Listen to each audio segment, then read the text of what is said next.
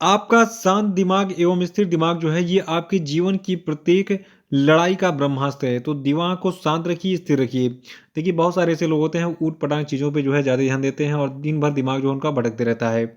और इसी को जो है दिमाग को स्थिर करने की ज़रूरत है। दिमाग को स्थिर कीजिए और केवल अपने टारगेट पर फ़ोकस कीजिए। और दिन-रात लग जाइए अपने टारगेट को अचीव करने में, तभी आपको सफलता मिलेगी। नमस्कार दोस्तों, आज के वीडियो में डिस्कस करेंगे हम 21 दिसंबर के करंट अफेयर पे। देखिए आज की वीडियो में टोटल हम 16 मोस्ट इंपॉर्टेंट प्रश्नों पर चर्चा करेंगे और साथ में इनसे जुड़े जितने भी स्पेशल फैक्ट होंगे उन पर पूरी डिटेल में हम चर्चा करेंगे। देखिए आज की वीडियो में जो ये 16 प्रश्न हैं तो इसमें पुराने प्रश्न भी हैं, यानी कि जो छूटे हुए प्रश्न हैं उनको भी मैं कंप्लीट करा रहा हूँ, जो 1 से लगाए 12 दिसंबर तक छूट गए हैं। तो आपका पूरा जो छूटा हुआ प्रश्न है वो मैं इसी सीरीज में जो है पूरे दिसंबर महीने में थोड़ा-थोड़ा करके डेली जो है 5-6 क्वेश्चन, 8 क्वेश्चन, 10 क्वेश्चन करके जो है कंप्लीट करा दूँगा।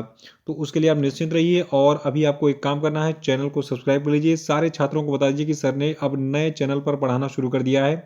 पुराने वाले चैनल पे आप क्लासेस सर नहीं लेंगे, ठीक है? और वीडियो को लाइक और शेयर भी कर दीजिएगा। तो चलिए शुरू करते हैं वीडियो को। देखिए पहला प्रश्न आ चुका है कि गोवा मुक्ति दिवस यानी कि गोवा लिबरेशन डे कब मनाया जाता है? देखिए गोवा मुक्ति दिवस अब तक का अगर देखा जाए तो सबसे अधिक पूछा जाने वाला दिवस है। ये मनाया जाता है आपका 19 दिसंबर को। और 19 दिसंबर को हम गोवा मुक्ति दिवस क्यों मनाते हैं?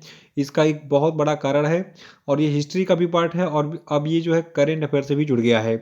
तो आइए इस चीज़ को थोड़ा-सा हम डिटेल में जान लेते हैं। देखिए जो आपका गोवा मुक्ति दिवस है जिसको अंग्रेजी में हम गोवा लिबरेशन डे कहते हैं, ये भारत में हर साल 19 दिसंबर को मनाया जाता है। और ये जो है उस दिन को चिन्हित करता है जब भारतीय सशस्त्र बलों ने 1961 में पुर्तगाली शासन के 450 वर्षों के बाद गोवा को मुक्त कराया था। देखिए भारत तो हमारा 1947 में आज़ाद हो गया था, लेकिन उसके बाद जो आपका गोवा है उसके बाद भी जो है ये पुर्तगालियों के कब्जे में रहा 1961 तक। तो 1961 में जो है जो हमारा आर्म्ड फोर्सेस है इसने संयुक्त रूप से एक कार्रवाई की थी और उस कार्रवाई का नाम भी पूछा जाता है, उसका नाम क्या था? तो उसको भी मैं बताता हूँ अभी। याद रखिएगा अभी कि 1961 में पुर्तगाली शासन से जो है मुक्त हुआ था गोवा। और वर्ष 2021 जो है ये गोवा की आज़ादी के 60 साल पूरे होने का प्रतीक है। देखिए 18 दिसंबर 1961 की बात है। 18 दिसंबर 1961 को एक 36 घंटे के सैन्य अभियान जिसका नाम था ऑपरेशन विजय। तो ऑपरेशन विजय को चलाया गया था और इसको चलाकर गोवा को जो है पुर्तगालियों से मुक्त कराया गया था। देखिए आपको बता दूँ इसमें भारतीय नौसेना, भारतीय वायुसेना और जो इंडियन आर्मी है थल सेना, ठीक है? तो तीनों ने जो है मिलकर हमला किया और पुर्तगालियों से लड़ाई लड़ी और पुर्तगालियों को गोवा से भगा दिया। तो इसीलिए जो है ये जो 36 घंटे वाली कार्रवाई थी 18 को शुरू हुई थी और 19 दिसंबर तक चली थी। तो इसीलिए 19 दिसंबर को हम क्या मनाते हैं? गोवा मुक्ति दिवस। देखिए ऑपरेशन विजय ज़रूर याद रखिएगा। अगर भूल जाइए तो मेरा नाम याद रखिएगा कि मैंने गोवा को मुक्त कराया था एक ट्रिक के रूप में, ठीक है? क्योंकि मेरा नाम भी विजय है और ऑपरेशन विजय से जो है गोवा मुक्त हुआ था 19 दिसंबर को 1961 में।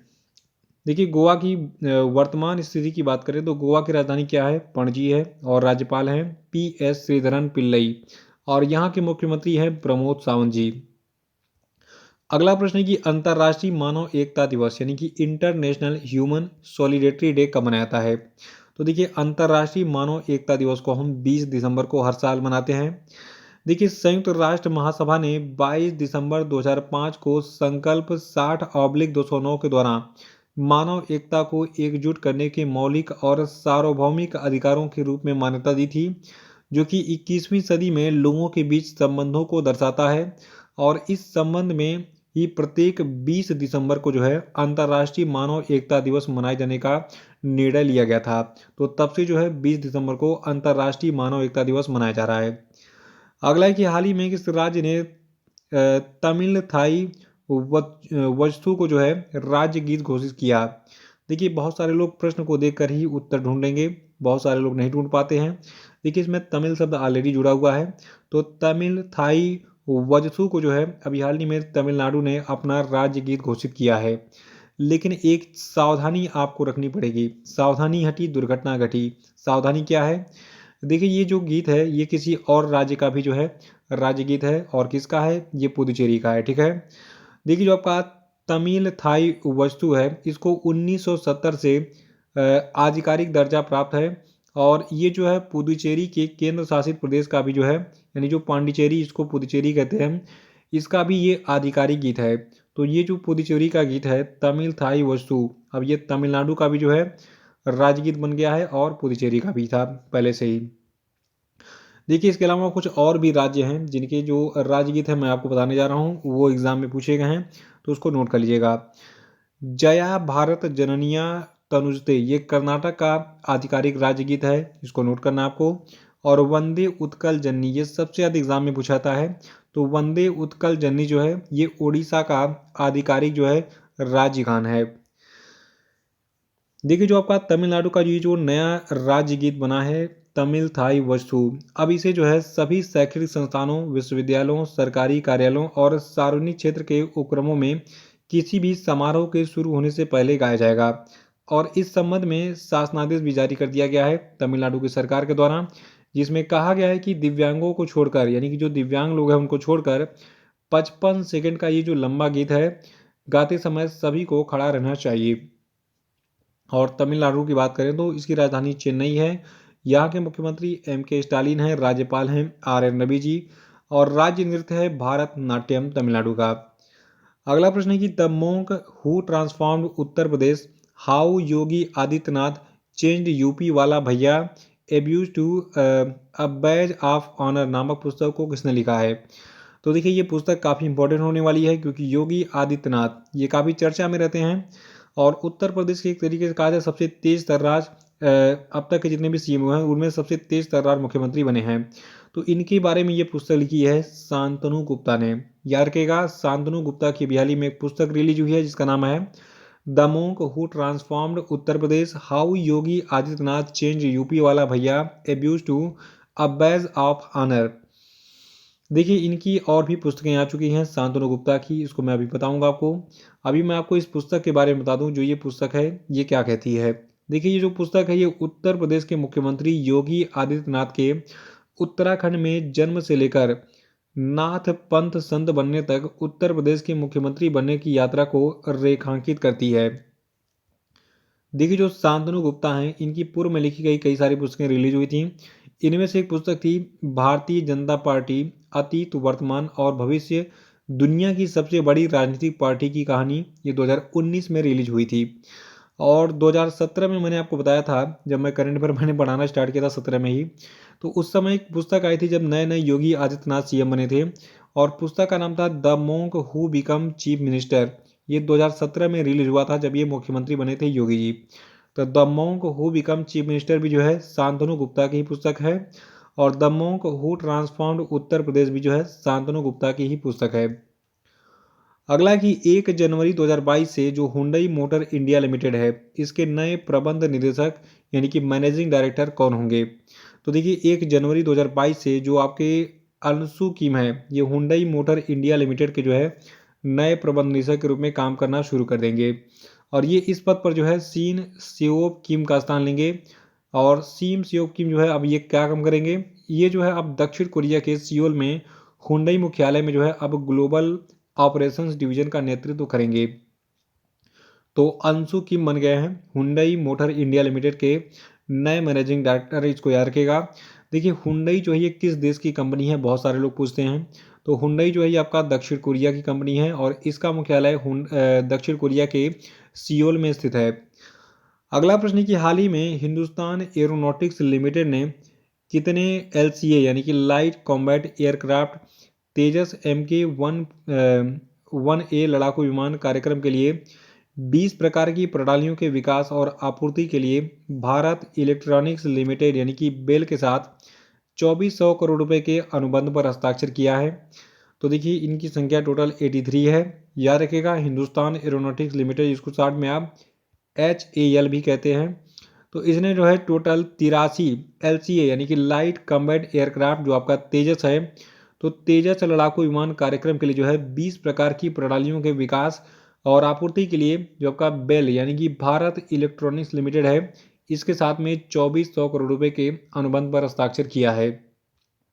और इस अनुबंध की जो अवधि होगी ये 5 साल होगी, यानी कि ये 2023 से 2028 तक चलेगा। और इन प्रणालियों की जो आपूर्ति होगी इसका आदेश जो है ये भारत इलेक्ट्रॉनिक्स लिमिटेड को 2 इकाइयों यानी कि जो कर्नाटक वाली इकाई होगी और पंचकुला हरियाणा वाली इकाई होगी, तो इन दोनों के द्वारा निष्पादित किया जाएगा। देखिए जो हिंदुस्तान एरोनॉटिक्स लिमिटेड है इसकी स्थापना 1940 में की गई थी। मुख्यालय इसका बेंगलुरु कर्नाटक में है और इसके जो चीफ मैनेजिंग डायरेक्टर इनका नाम है आर माधवन। अगला है कि किस शहर ने दुनिया की सबसे लंबी बांसुरी जिसका लंबाई था 16 फीट और 6 इंच इसको बनाने का विश्व रिकॉर्ड बनाया। देखिए बांसुरी बहुत सारे लोगों ने बजाई होगी बचपन में और अब तो साला पबजी का स्थान चल रहा है। मतलब पबजी वबजी ने जो है पूरी बांसुरी वांसुरी बचपन जो है छीन लिया बच्चों का। जब से ये स्मार्टफोन आया है तो बच्चे जो है कूड़ा करकट हो गए हैं स्मार्टफोन की वजह से। इसका दुरुपयोग करके जो सदुपयोग कर रहे हैं उनकी लाइफ सेट हो जा रही है स्मार्टफोन के यूज़ से। देखिए हम लोगों ने बचपन में बांसुरी बहुत बजाई है। इससे जो है हमारा जो लंग्स होता है बांसुरी बजाने से हमारे फेफड़े मजबूत होते हैं बांसुरी और शंख बजाने से, ठीक है। जितने भी मुंह से बजाने वाले वाद्य यंत्र हैं उनमें आप खूब तेज़ी से फूंकते हैं और इससे आपका जो फेफड़ा लंग्स होता है उसकी एक्सरसाइज भी होती रहती है। तो अगर समय मिले तो इन सब चीज़ों को जो है ज़रूर अपनी एक्टिविटी में डालिए। तो अभी हमें क्या बात हो रही है, मतलब एक बांसुरी की जो कि विश्व की सबसे लंबी बांसुरी है जिसका लंबाई था 16 फीट 6 इंच। तो इसको किसने बनाया? देखिए इसको बनाया गया अभी हाल ही में उत्तर प्रदेश के पीलीभीत में और ये दुनिया की सबसे लंबी बांसुरी है, ठीक है। तो हाल ही में उत्तर प्रदेश के पीलीभीत में 3 दिवसीय बांसुरी महोत्सव आयोजित किया गया था और वहीं पर इसका प्रदर्शनी में जो है इसको प्रदर्शित किया गया। और इसी महोत्सव के दूसरे दिन पीलीभीत के जो कारीगर थे इन्होंने 16 फीट 6 इंच की जो बांसुरी है इसको बनाकर पीलीभीत जिले का जो है नाम India book of world record में दर्ज कराया। और देखिए जो ये पीलीभीत की बांसुरी है इसके बारे में बता दूं कि पीलीभीत जो है बांसुरी का सबसे बड़ा उत्पादक है। यहाँ से बांसुरियाँ बन बन के पूरे उत्तर प्रदेश में पूरे भारत में भेजी जाती हैं, ठीक है।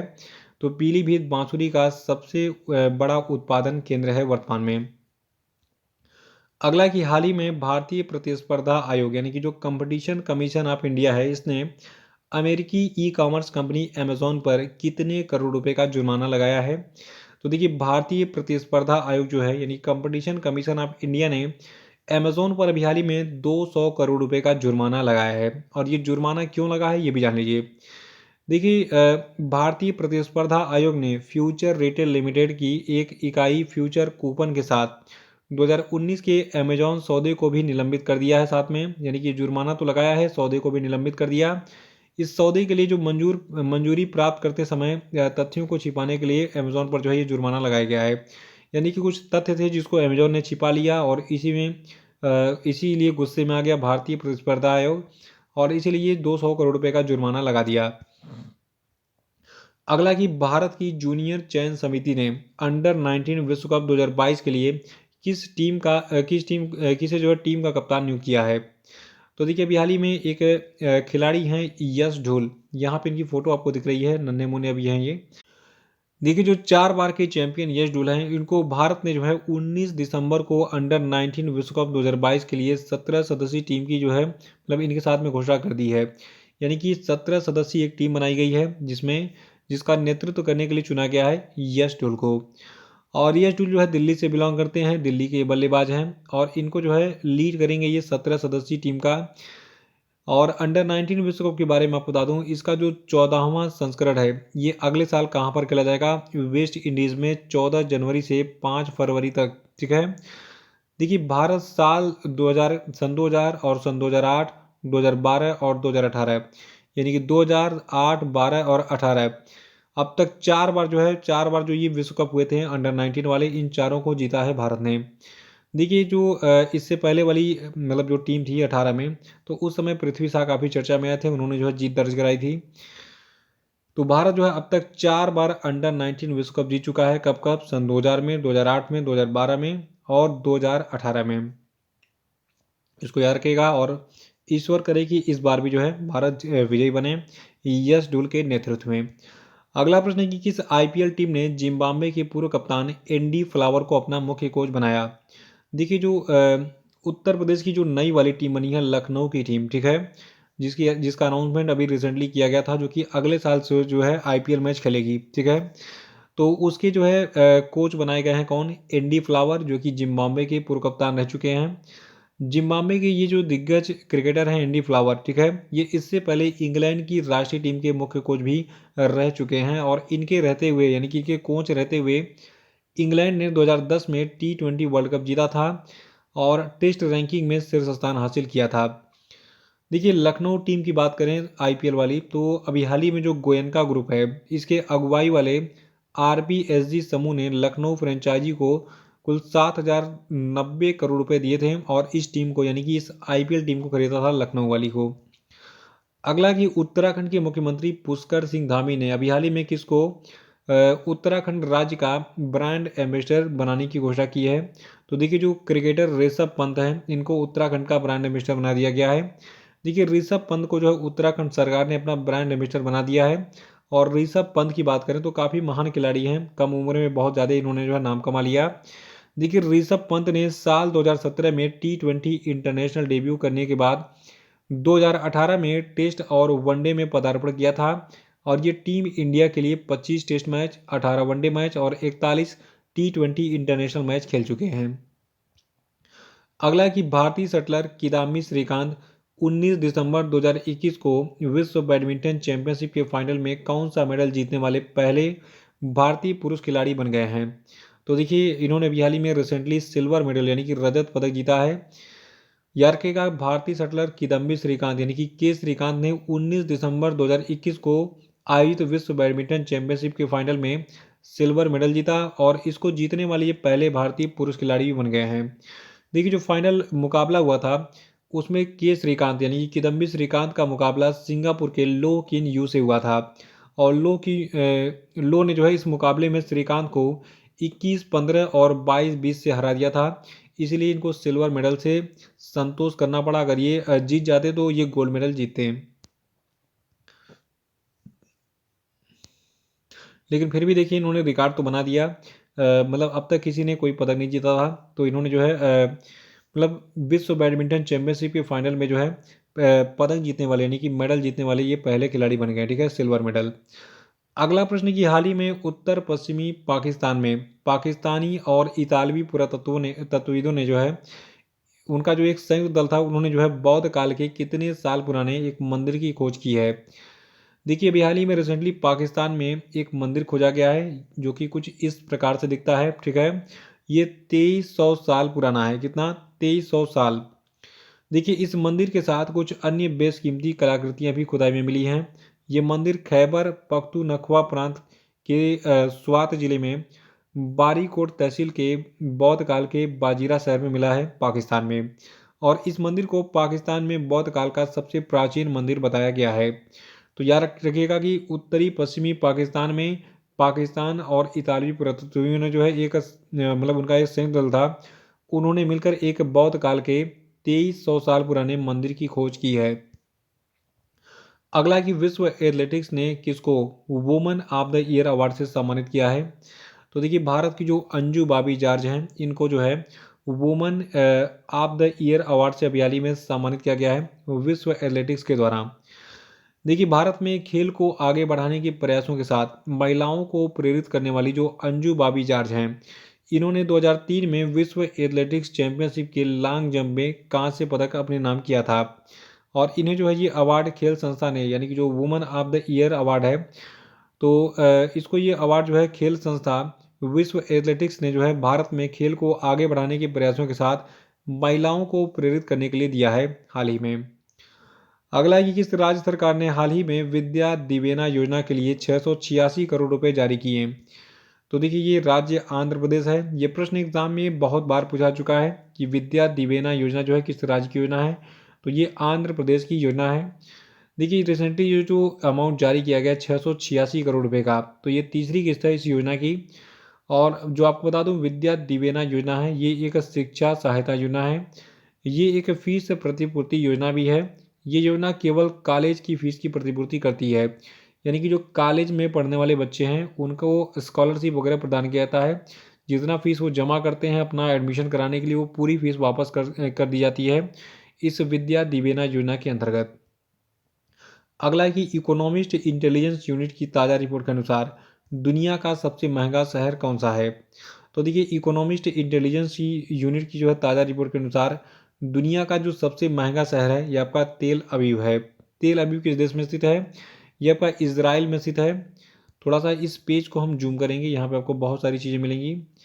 देखिए अभी हाल ही में जो most expensive cities of the world यानी कि दुनिया के सबसे महंगे शहरों की जो सूची जारी की है इकोनॉमिक इंटेलिजेंस यूनिट ने, तो इसमें पता चला है कि जो इज़राइल का तेल अवीव शहर है ये दुनिया का सबसे एक्सपेंसिव यानी कि सबसे महंगा शहर है। यहाँ पर अगर आप जाएंगे तो बहुत कॉस्टली होटल मिलेगा, खाने पीने की चीज़ें महंगी मिलेंगी।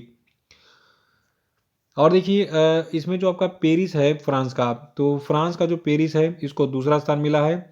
और सिंगापुर जो है ये भी संयुक्त रूप से दूसरे स्थान पर है। यानी कि देखिए इस बार तीसरे स्थान पर किसी भी देश को नहीं रखा गया है। पेरिस और सिंगापुर को दुनिया के सबसे महंगे शहरों में जो है दूसरे स्थान पर रखा गया है संयुक्त रूप से, ठीक है। तो पेरिस और सिंगापुर दूसरे स्थान पर हैं और इसमें चौथे स्थान पर आपका स्विट्जरलैंड का जूरिच शहर है। और हांगकांग को पाँचवें स्थान पर रखा गया है चीन के। तो चीन का जो हांगकांग है ये आपका पाँचवें स्थान पर है। और यूएस का जो न्यूयॉर्क है ये जो है दुनिया के सबसे महंगे शहरों की सूची में किस स्थान पर है? छठवें स्थान पर। और देखिए स्विट्जरलैंड का जो जेनेवा है ये आपका सातवें स्थान पर है। डेनमार्क का कोपेनहेगन आठवें स्थान पर है। नौवें स्थान पर आपका यूएसए का लॉस एंजल्स है। और जापान का जो ओसाका शहर है ये दुनिया का 10वां सबसे महंगा शहर है। तो इस पेज का स्क्रीनशॉट ले लीजिए, आराम से इसको नोट कर लीजिएगा। लेकिन सबसे पहले याद कर लीजिए कि जो इज़राइल का तेल अवीव शहर है ये दुनिया का सबसे महंगा शहर है रहने के लिए। तो इसी के साथ आज का जो सेशन है ये यहीं पे कंप्लीट हो गया। और अब हम बात करेंगे आज के सभी क्वेश्चन अपडेट पे। तो अगर आप वीडियो को लाइक करना भूल गए हैं तो इसको लाइक कर दीजिए, फिर आगे बढ़ते हैं।